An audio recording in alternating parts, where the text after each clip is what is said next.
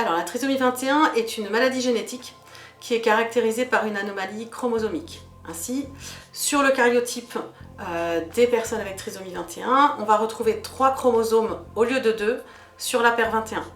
La trisomie 21 est l'anomalie chromosomique la plus fréquente et aussi la plus grande cause de déficience intellectuelle dans le monde. Il existe également des trisomies 18, des trisomies 13 et 8. En France, la trisomie 21 représente une naissance sur 1500 chez les mères de moins de 30 ans.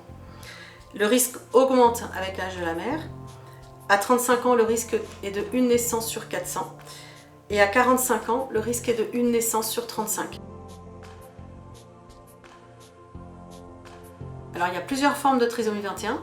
Il y a la trisomie libre, homogène, complète. Il y a la trisomie mosaïque et la trisomie par translocation.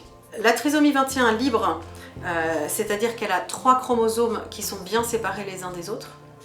Complète, c'est-à-dire qu'elle concerne la totalité du chromosome 21.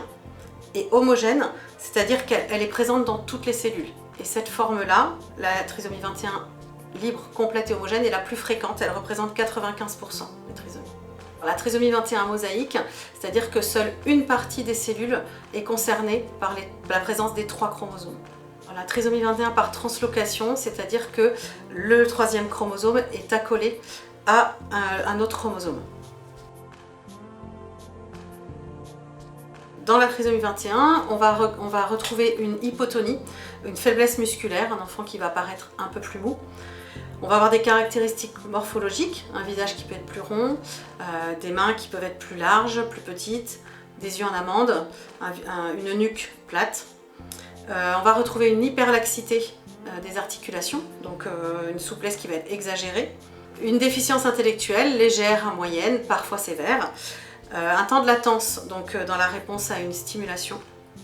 Et certaines pathologies, malformations plus fréquentes comme une malformation cardiaque, digestive, ORL, ophtalmologique, endocrinologique et certains troubles du comportement qui peuvent apparaître également.